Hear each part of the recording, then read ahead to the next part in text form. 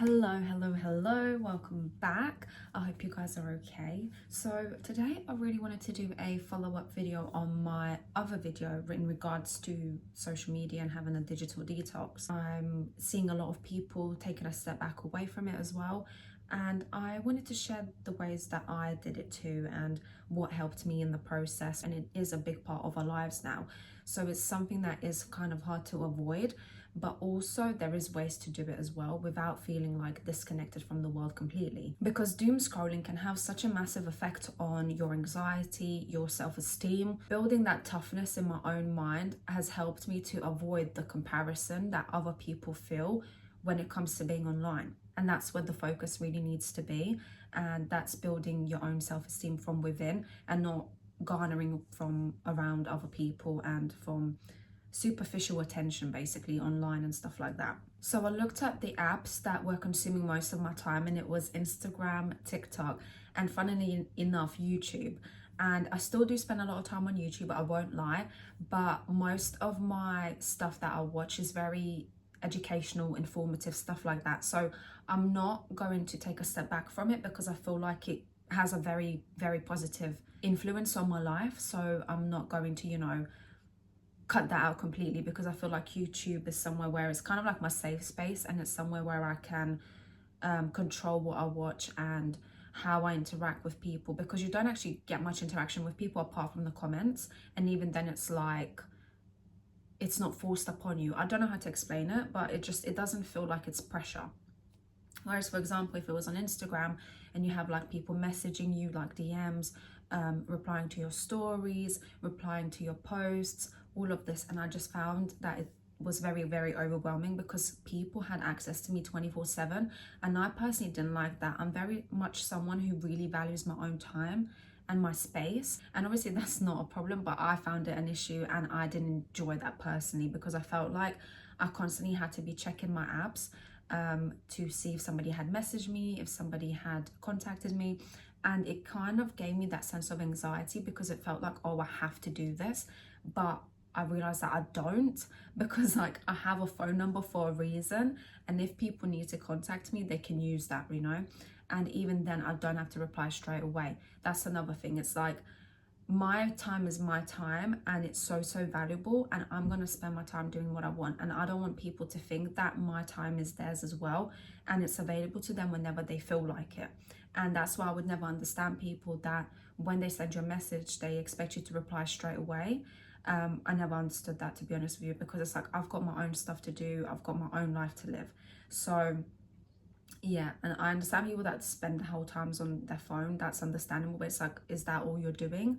I don't really want to be associated with people like that constantly have their phone in their hands, constantly messaging people and stuff like that. I just find it a bit odd and very disconnected in a way, to be honest with you. You also have to determine at what times of the day you scroll the most. Is it like in the mornings? Is it more after work?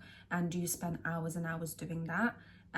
Because you have to fill that time that is literally free for you to do something beneficial. If I'm working, then I get ready, I get up, get ready for work straight away. That's like on my earlier shifts. And then if I have the later shifts, what I do on my days off as well, I like to read. That's one habit that I've implemented that I'm so happy about, and that was one of my goals, like from last year, to read more and to be a lot more consistent with it, because I love reading. I've always really enjoyed reading, but I wasn't consistent with it. I would go like months without reading a book, even though I loved reading, and that's because I didn't actually set a time for when I should read.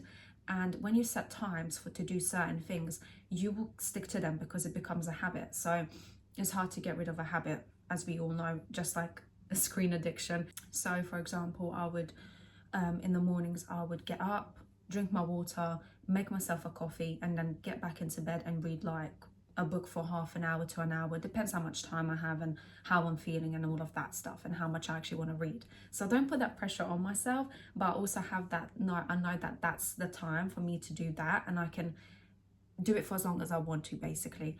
And that has helped me so much in terms of like limiting my anxious mornings, because I would get really anxious mornings, and I realized it was because I was scrolling on my phone a lot of the time and seeing so much information, messages from people, stuff online, things that have happened around the world, and that would overwhelm my system straight away, like my nervous system. And that's not how you want to start your day. You want to start your day in a positive, uplifted mood, or even just a neutral mood, where it's like your nervous system isn't overstimulated, because that's why I love a slow morning. If you watch my vlogs, then you know how much I love my slow mornings, and just taking my time to do things, and taking my time to do my breakfast, to work out, to take care of myself. And that has just completely shifted the way that I feel about me, the way I feel about life, and how I feel about other people as well. It's also important to check what the emotional triggers are. Is it from boredom, from loneliness, from a lack of inspiration in life, I guess? Like, is there a lack of hobbies? Is there something that you could actually be doing instead of scrolling? Is it because you're not actually connecting to the people around you in real life? You're not spending time with them? Again, boredom, is it something that you need to look into? Because it's like, it's good to be bored, and people underestimate boredness, because that's where like most of your really good ideas come. Just sitting in like silence and by yourself with no distractions, you get some amazing ideas in that process. And I used to think it was a pile of baloney, but honestly, it's one of the best ways to clear your mind and to think about things in a different way. So another thing that I did is disable my notifications. The only notifications that I have on are from messages and calls, and like emails as well, because like there's important emails like you don't want to miss and stuff. But that's it. Like I turned off all my social media notifications, because I didn't want to know. It was just a distraction. I didn't want to know who was posting. I didn't want to know who was messaging me. I didn't want to know who was liking my posts. I wanted to get rid of that. And that was another step I took prior to actually setting time limits and stuff. So that was like quite a few years ago that I did that, because I just think having constant notifications and hearing like a noise, like a ding or a vibration or something like that, it's like, oh, and then what could it be? What could it be? And it also can cause anxiety as well, because you don't know what it is and you don't know who it could be. Those things can cause a lot more stress. And as we probably all know, stress is like the biggest killer of people.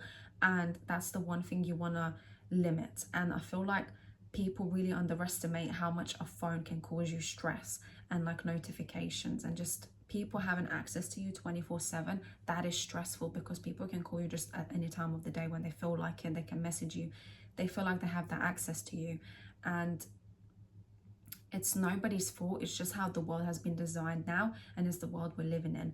But you have to observe these things and understand that it's not normal. Like, it's not normal to be able to access people 24/7. So like I said, you don't have to fully delete your social media. You don't have to do any of that stuff.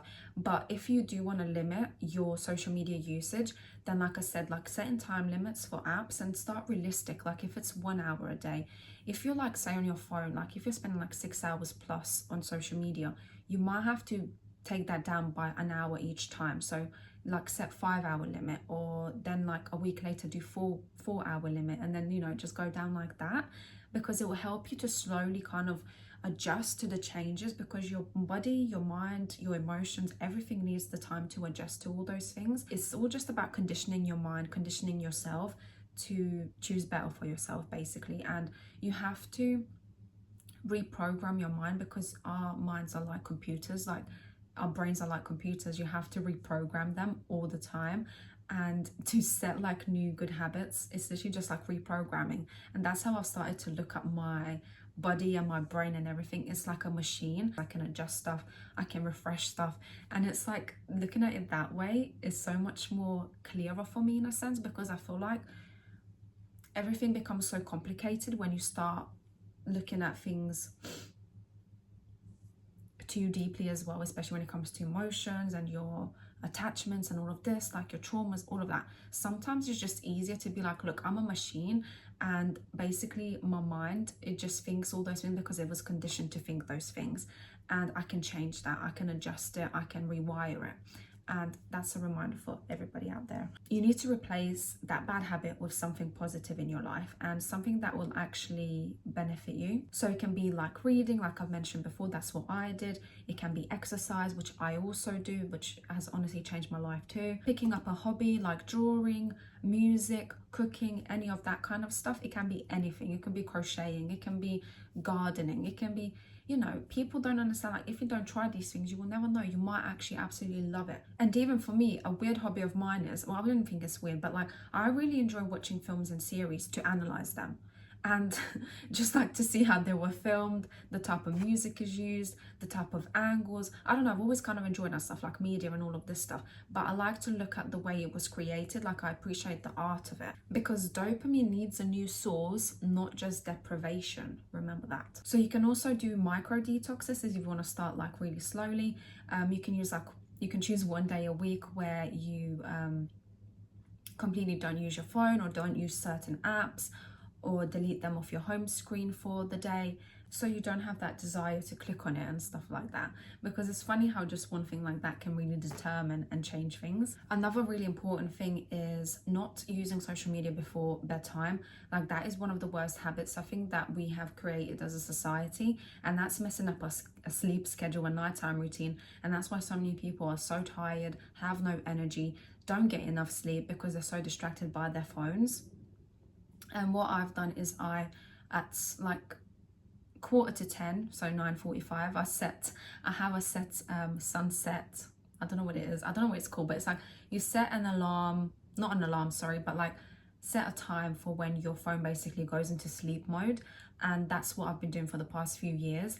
And I do keep my phone a lot on DND as well, so do not disturb, because I feel like during the day, like I just keep it as normal, but when it's my time to sleep, I don't like anything messing with my sleep, and I take my sleep very, very seriously. And since I have started doing that, I have felt so much better, because I just feel like I get so much more restful night's sleep.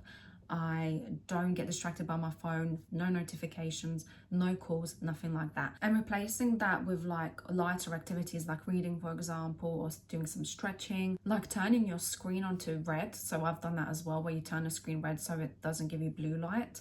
And also I use like red light in my room in the evenings, so it kind of just sets like my circadian rhythm into action basically, and to know when it's time for me to relax and to get into a sleepy kind of mood.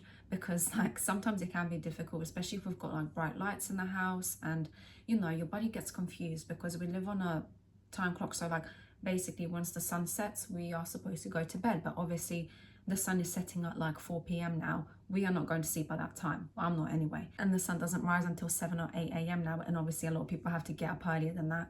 So you have to kind of use technology in that sense to adjust your sleeping as well. And that's where I think like technology is amazing, because it gives you the opportunity to actually live more naturally, but whilst using technology. And some people might not agree with that, but I do think like there is benefits to those things too, and it's not all just bad, because it just depends how you use it. And I think the most important point of this all is you need to make this into a lifestyle and not just a detox for like a week or even a day. You need to have that mindset of, okay, I am determined to change the way I am and the way I'm doing things, because I want to benefit myself. Like you need to have a reason as to why you're doing this, not just because you want to follow a trend or because what other people are doing. Like you need to take these things seriously, but also very lighthearted, because you need to give yourself that space to mess up. I've always said that, because we are only human. It's our first time on this world, and it's our first time learning these things, and you kind of have to go through trial and error to know what works for you and how to navigate this world and how to live in it. And obviously you determine what works best for you. That's the beauty of it all. You get to choose what you do. You might love social media and you love spending time on it, and that's completely up to you. That's absolutely fine. But this is for the people that genuinely want to limit their time usage on the social media apps and just have a digital detox, and even just like away from your phones. Like even now I'm spending a lot more time away from my phone, and I've been loving it, because I just feel like I have so much more time to do the things that I just love doing, that I really, really enjoy, that give me joy in my life. And yeah, and spend time with the people that I absolutely adore. It's gradually building those habits that make your phone into a tool and not a trap, and that makes you realize your time is your own and you can take control of that. So I'd love to know if any of you guys have tried any of these, or you are planning to try any of this, and if there is any advice that you need or have any advice for me as well, please do comment down below. I really do appreciate it. It means a lot to me, guys, that you engage in my videos and you appreciate them, and I really appreciate the fact that you watch it and you enjoy it. So yeah, thank you so much. I will see you guys in my next video. Take care of yourselves, and mwah, bye.